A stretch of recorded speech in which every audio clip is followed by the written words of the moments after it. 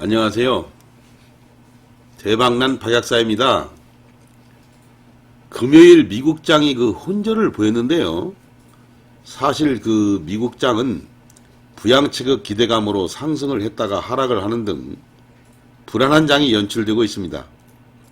우리나라 정시로 봐서는 가장 좋은 시나리오가 바이든 후보 당선, 미국 상하원 완전 장악으로 민주당의 정책이 확실히 실현될 수 있는 상황이 되면 우리나라의 호재로 작용할 수 있다는 리포트들이 상당히 많이 나오고 있어요.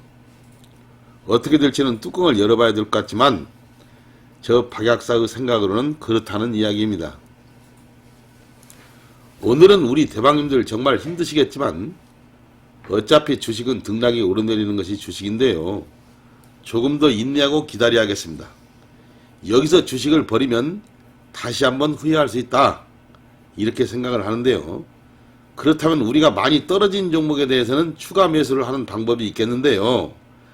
그 추가 매수하는 방법에 대해서 우리 대방님들과 함께 오늘 고민해 보겠습니다. 그렇다면 첫째는 미국 증시의 안정이고, 둘째는 우리나라 종합주가지수 코스닥의 수급 불안정을 볼 수 있습니다. 수급 안정이 되고 난 후에 하자는 얘기입니다. 그리고 우리는 그러면 종목별로 대응을 해서 기술적 반등을 할 수 있는 기회를 포착해야 하겠는데, 어떻게 하면 우리는 서서히 추가 매수로 대응을 해야 하겠는가? 그런 방법에 대해서 오늘 언제, 시기는 언제이며 그런 방법은 어떻게 해야 하는가 하는 것에 대해서 한번 차트를 보면서 말씀해 보도록 하겠습니다. 같이 연구해보는 시간을 갖도록 하겠습니다. 먼저 미국 다우지수 차트인데요. 이 미국 다우지수 차트는 그런대로 양호하게 흘러간다고 그랬죠. 여기서 박스권으로 이렇게 움직거리고 있습니다. 사실 미국 증시의 흐름이 불안정하기보다는 우리나라와 미국 증시의 어떤 차트 모양새가 약간은 다르지만 과거와 같은 우리나라의 폭락장세는 없다. 3월달 같은 폭락장세는 있을 수 없고요. 어느 정도 선에서 지수는 하락을 멈출 것입니다. 다만 언제 멈출 것인가 하는 것도 우리가 한번 오늘 공부해 보기로 하고, 그 다음에 현재 미국 증시 차트가 이러니 미국은 선거 때문에 불확실성이 지금 존재하고 있습니다. 이 선거의 불확실성을 어느 정도 제거해야만 차기 우리나라 차트를 좀 보고 말씀을 드릴 수가 있는 건데요. 나스닥도 그렇고 다우지수도 그렇고 미국 증시의 어느 정도 안정적인 흐름을 보려면 선거 이후를 봐야겠다. 이래서 지금 우리나라 증시가 상당히 불안정한 겁니다. 그러면 우리나라 차트를 한번 보면서 말씀드리겠습니다. 우리나라 종합주가지수 차트인데요. 지금 오늘 21선 밑으로 떨어져 버렸습니다. 이렇게 말하자면. 그래서 우리나라 증시도 사실상 2300포인트 앞으로 한 3, 40포인트까지는 좀 남아있지 않겠느냐 하는 생각을 가졌기 때문에 오늘 이렇게 주가가 또 떨어졌어요. 주봉으로 보면은. 조정을 좀 더 받아야 된다. 이제 이런 하나의 얘기입니다. 그래서 우리가 지금 일봉 차트로 보면은 종합주가지수의 흐름은 괜찮은데, 여기서 우리가 주봉을 보면은 조금 더 답이 나와요. 이게 20주선이 지금 2300포인트가 연전에 걸쳐 있습니다. 그래서 이런 불안 때문에 오늘 좀 주가가 떨어졌는데요. 자, 그러면 이 지수상으로 보면은 저는 이 삼중바닥형을 지금 보고 있습니다. 이 삼중바닥형, 이 종합주가지수의 삼중바닥형은 어느 정도 바닥이지 않겠느냐. 그것이 말하자면 최악의 경우인데요. 2270포인트입니다. 2270포인트. 그러니까 종합주가지수 상으로의 지수 포인트가 2270포인트가 지금 저는 마지노선이라고 보는 겁니다. 그래서 저는 솔직히 그때까지 한 번 더 기다림의 연속이다 이런 생각을 가지고 있어요. 그러면 종목 차트별로 우리가 한번 보면서 말씀을 드리는데요. 이 삼성전자가 2270포인트의 지수를 그리면은 사실은 이게 20포인트, 20주선 아래로 떨어지는데 오늘 우리나라의 종합주가 지수는 사실은 삼성전자가 방어했다고도 과언이 아닙니다. 이 삼성전자가 방어를 했어요.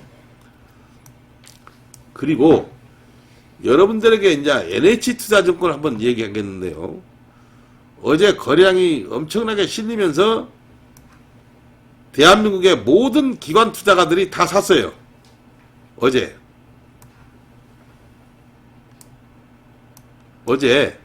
여러분들이 차트를 보면은 이렇게 기관 투자가들이 모조리 샀습니다. 이 NH투자증권을 대한민국의 기관이라고 하는 사람들은 100% 샀는데 오늘 이걸 보고 외국인들과 투신 외국인들 지금 오늘은 이렇게 보면은 좀 하락을 했죠. 어제만 보면은 상승할 같은 분위기였는데 오늘 지금 또 투신이 이렇게 팔았어요. 외국인이 팔고. 그러니까 외국인과 투신이 팔았을 때는 주가가 힘을 못 펴요. 이게 말하자면 연기금도 그렇고 이게 투신, 연기금, 외국인 이 세 간디만 사주면은 주가가 오릅니다. 근데 외국인하고 투신하고 연기금이 오늘 그냥 투신하고 외국인은 팔고 연기금은 신용만 내버렸어요. 그래서 주가가 오늘 이렇게 많이 하락했는데 제가 본 견자에서는 또 조정으로 들어가지 않느냐 하는 생각도 있고 뭐 이 사람들이 사주면 올라가겠거니 했는데 지금 금융주나 이 증권주 쪽으로 좀 많이 샀어요. 어제까지는 저번 주까지는. 근데 이번 주에 들어와서 또 이렇게 팔아버리기 시작하네요. 참 종잡을 수 없습니다. 그 좀 불투명한데요. 신한지주도 이렇게 지금 금융투자에서 한 군데서만 외국인하고 금융투자에서 팔아버려가지고 이 문제가 됐어요. 오늘은 또 이렇게 못 올랐습니다. 그러니까 모든 기관이 다 이렇게 샀어요. 금요일 날에 저번 주에. 그렇다고 해서 주가가 오르냐? 그건 아니다 하는 것을 보여드리기 위해서 제가 신한지주와 NH투자증권을 한번 보여드렸습니다. 여러분들에게. 그래서 여러분들 외국인과 그 우리나라 기관이 다 샀다고 해서 주가가 올라가는 것이 아니다 하는 것을 단적으로 지금 보여드린 겁니다. 이것도 어디까지 완전히 말하자면 그 조정을 받고 주가가 올라갈 것인가 하는 것은 전체적인 종합주가지수의 흐름에 달려 있습니다. 그러면 전체적인 종합주가지수의 흐름은 우리가 아까 이야기한 대로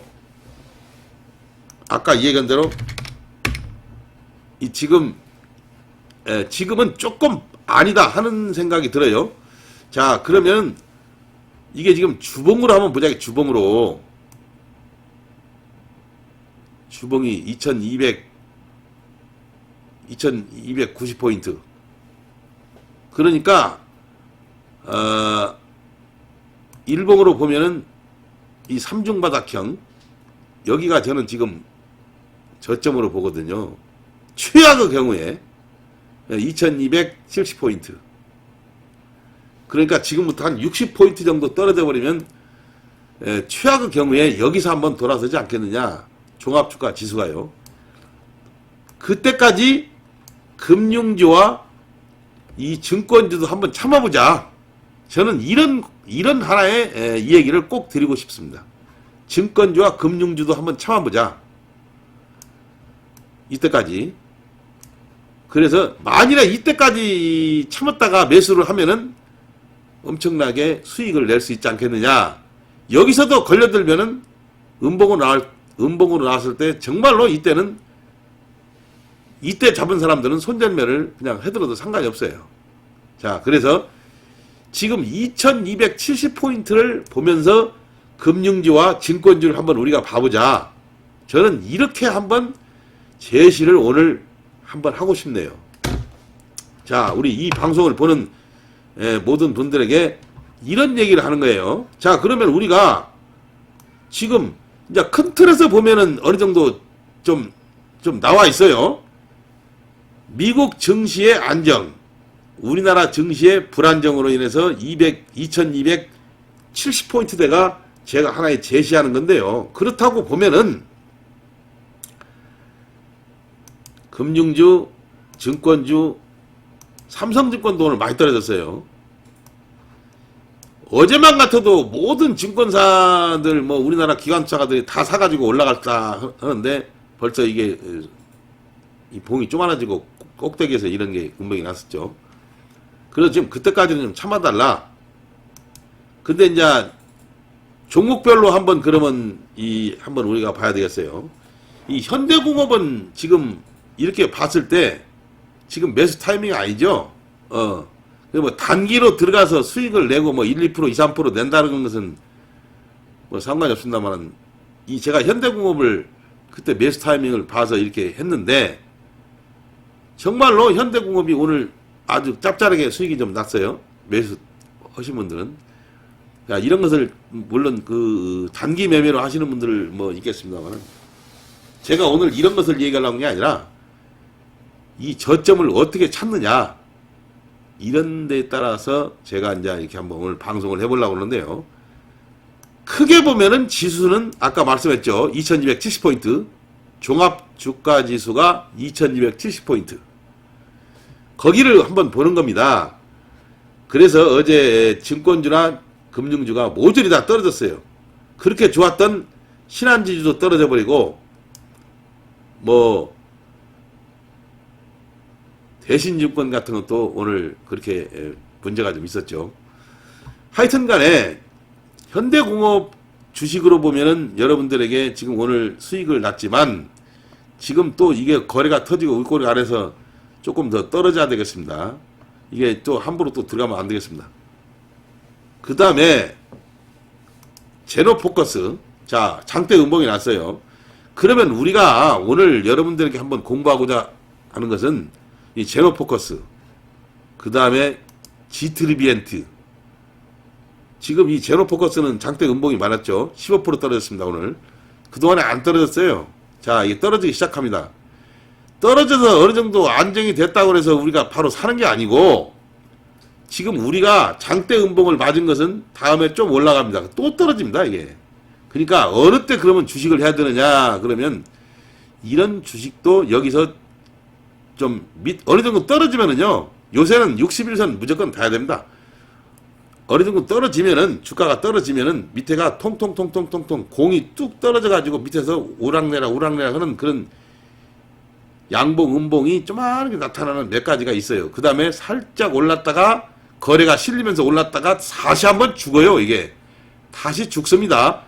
이때가 매수 타임이다. 이제 이런 얘기를 하는 겁니다, 여러분들에게. 그래서 지금 코스닥이나 이 개별 종목 쪽으로 기다려야 됩니다. 기다려야 돼요. 이것 또 장대 음봉 났다고 들어가면은 또 물릴 수 있어요. 근데 TSI 이것도 지금 계속 떨어져. 자, 이렇게 계속 떨어지는 종목을 지금 잡지는 말라 이거예요. 절대적으로. 나라 M&D 요것은 제가 요렇게 거래가 섰고 오늘 살짝 음봉이 났는데 여기서만 음봉이 나야 되는데 음봉이 21선 밑으로 떨어졌기 때문에 제입니다. 제 상당히 더 떨어져야 됩니다. 좀 기다려야 됩니다. 신성 델타테크 이거 마찬가지입니다. 그 다음에 크리스탈 이것도 한참 지금 떨어지죠. 그 다음에 칩셋미드, 텔레칩스, EM코리아, GMB코리아. 그러니까 이런 종목들이 우수수 지금 막 떨어져요. 그러면 이런 종목의 저점을 어떻게 잡느냐. 이 솔리드 이것도 마찬가지예요. 여기서 저점이 하는데 더 떨어집니다, 이게. 그러니까 우리가 외국인들이 산다고 해서 지금 주식을 사는 게 아닙니다, 여러분들. 어느 방송 하시는 분들 보면은 외국인들이 산다고 이제 저점이 왔다고 막 사라고 하더라고. 그거 사는 게 아닙니다, 여러분들. 지수가 돌아서야 돼, 지수가. 지수가 돌아서야지 종목별로 돌아서는 겁니다. 그래서 지수가 돌아설 때도 물론 종목별로 바로 대응을 하는 게 아니고 이제 멈춤을 확인할 때는 요렇게 약간의 반등을 하면서 W자 모양을 그리는 상황이 어느 정도는 나와줘야 됩니다.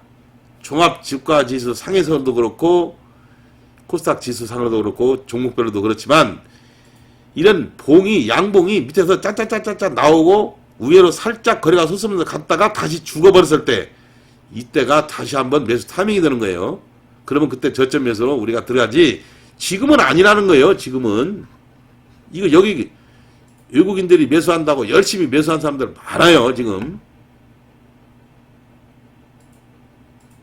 자 인스코비를 좀 볼까요?